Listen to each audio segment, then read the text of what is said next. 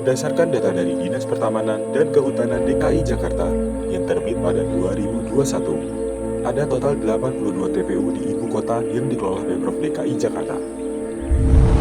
Total luas lahan seluruh TPU itu sekitar 6.070.955 meter persegi atau 1% dari luas wilayah Jakarta yang mencapai 662 km persegi. Dari 82 TPU itu, tingkat keterisian 68 TPU diantaranya sudah di atas 95%, bahkan hampir 100%. Memang, angka kematian saat pandemi COVID-19 meningkat drastis. Namun, tanpa harus melalui masa pandemi COVID-19, Jakarta sebenarnya sudah krisis lahan pemakaman. Pengamat kota Yayat Supriyatna menyebut banyak TPU di DKI Jakarta sudah tidak dapat menerima pelayanan makam baru sejak 10 tahun terakhir. Jakarta sebetulnya sudah 10 tahun lebih yang lalu sudah krisis lahan. Bahkan beberapa lokasi pemakaman itu resmi ditutup dalam tanda kutip ya. Tingkat moralitas DKI Jakarta rata-rata mencapai 20%. Atau sebanyak 118.088 orang meninggal dunia di tahun 2021. Diketahui pula setidaknya ada 100 orang yang disemayamkan di TPU milik Pemprov DKI Jakarta setiap harinya. Fenomena ini tentu menimbulkan pertanyaan, apakah DKI Jakarta mampu menyediakan lahan persemayaman terakhir bagi warganya? Jika DKI Jakarta dianggap tidak mampu menampung jenazah para warganya, lantas bagaimana aktivitas pemakaman yang terjadi di TPU milik Provinsi DKI Jakarta selama ini? Jika dilihat dari fakta di lapangan bahwa setiap harinya ada saja jenazah yang dimakamkan di TPU milik DKI Jakarta. Wajar saja muncul pertanyaan bahwa apakah TPU di DKI Jakarta benar-benar penuh?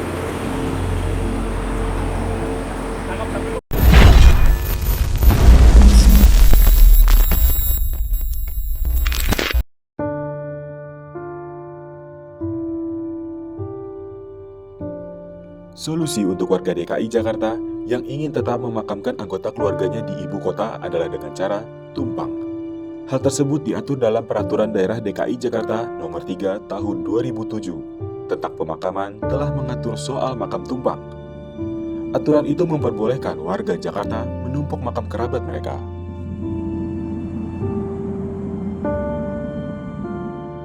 Adanya banyak nama dalam satu nisan menjadi pertanda bahwa lahan makam di DKI Jakarta kian krisis. Hal ini yang kemudian membuat sejumlah warga Jakarta nekat memesan makam dengan modus makam fiktif. Adanya kecemasan ini dianggap sebagai peluang mencari keuntungan oleh oknum pengelola TPU. Peraturan kadang-kadang nggak berlaku. Lebih banyak, panik aja nih. Dalam kondisi panik itulah yang makin menarik menjadi bisnis. Kecemasan tuh dibeli. Itu yang terjadi. Di kita itu paling mudah membeli dalam transaksi ekonomi. Jual beli kecemasan.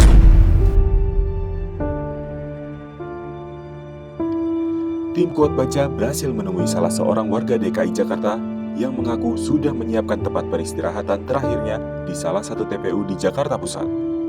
Sebut saja Sonya, ibu satu anak ini mengaku membeli lahan makam dengan harga 15 juta. 2015 yang mertua perempuan meninggal, dimakamkan di situ lah. Terus kita kepikiran, kenapa kita nggak beli ya lot di situ juga. Akhirnya kita nanya sama yang ngurusin makam mertua. Bisa sih, boleh katanya. Untuk memastikan lahan yang Sonya pesan aman, oknum yang menjual lahan pemakaman membuat makam fiktif di lahan milik Sonya. Karena itu kan nggak ditempatin nih, masih kosong. Jadi nungguin saya mati dulu dong. Akhirnya ya udah, diapain ya katanya, ditulisin orang yang sudah meninggal di situ. Padahal sih nggak ada isinya. Nama yang tertulis di batu nisan makam bookingannya merupakan nama orang yang dimakamkan di luar kota. Dengan begitu, Sonya dapat melengkapi salah satu syarat pemakaman, yaitu surat keterangan kematian. Dengan syarat ini, Sonya pun berhasil mengantongi surat resmi kepemilikan lahan makam dari pihak Dinas Pertamanan dan Pemakaman DKI Jakarta. Ya kita punya dari Dinas Pertamanan dan Pemakaman surat, tapi yang tertera di surat itu bukan nama saya, nama orang lain. Yang saya pakai nama mama saya. Mama saya. Tapi kadang mama nggak dimakamin di situ, mama dimakamin di sana. Ya waktu ngaji ini juga kita pakai surat kematian mama saya, pakai ini, pakai itu, gitu. Surat tersebut nantinya akan digunakan ahli waris Sonya untuk memakamkan dirinya. Hanya dengan mengurus pemakaman sistem tumpang, jenazah Sonya nantinya dapat beristirahat dengan tenang. Ya udah aja, tinggal kayak bikin surat numpang. Jadi dianggap itu dari dua jenazah di dalam situ. Jadi kalau misalnya saya nanti ya dianggap itu saya numpang pakai namanya mama gitu. Belum. Surat resmi yang dapat dikantongi Sonya menuai kecurigaan adanya keterlibatan oknum pengelola TPU. Saya juga nggak tahu si orang ini kalau yang saya tahu dia kan ngurusin makam ya. Dia ngurusin makam bersih-bersih. Tapi dia menawarkan seperti itu. Berarti kan dia ada di dia sama orang dalam dong. Dapat dikatakan modus ini bisa berjalan mulus lantaran pendataan orang meninggal di Indonesia belum rapi. Hal tersebut terbukti saat Sonya dapat mendaftarkan nama orang tuanya yang dimakamkan di luar kota di TPU yang ia pesan. Kita itu paling buruk dalam konteks registrasi pada aspek kematian. Ya kan? Surat kematiannya dikeluarkan, tapi sesudah itu putus. Ya. Dalam konteks pendataan selanjutnya di mana dimakamkan, karena itu dianggap urusan privasi, private. Bisnis jual beli makam dengan modus makam fiktif ini sebenarnya sudah berlangsung puluhan tahun. Pada 2016, tepatnya ketika Pemprov DKI Jakarta dipimpin oleh Basuki Cahayapurnama atau Ahok, Dinas Pertamanan dan Pemakaman saat itu membongkar setidaknya 230 makam palsu.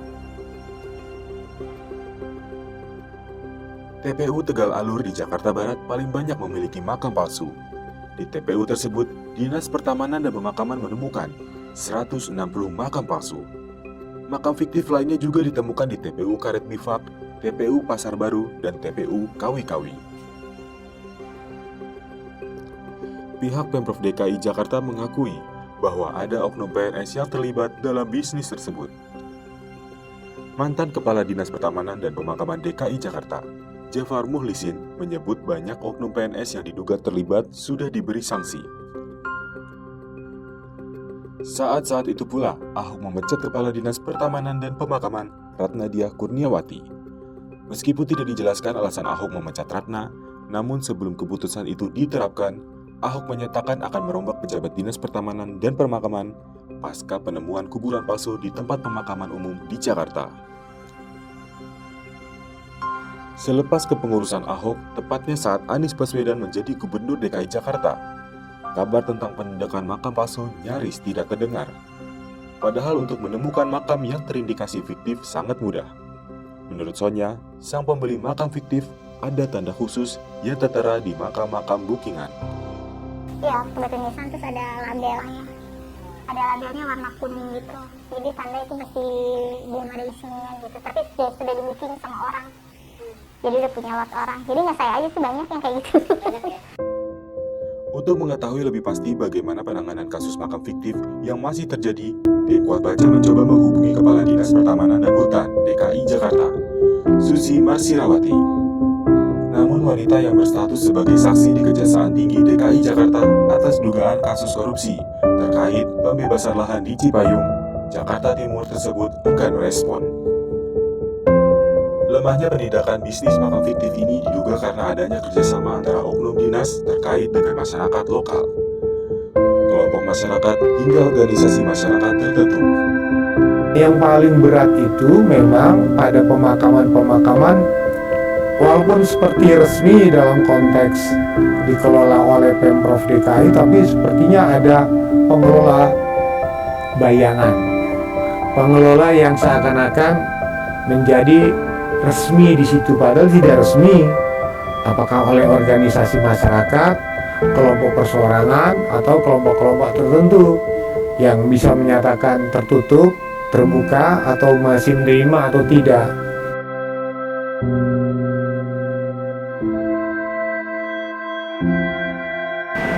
Bagi warga berduit, kenyamanan hidup dan mati sudah dalam genggaman. Warga miskin DKI Jakarta hanya memiliki dua pilihan: memakamkan jenazah keluarganya di lahan milik swasta yang tentunya harganya fantastis, atau memulangkan jenazah keluarganya ke kampung halaman dengan biaya transportasi yang tentunya tidak murah. Dengan berat hati, kali ini saya sampaikan, inilah potret ibu kota yang ramah bagi pemilik harta.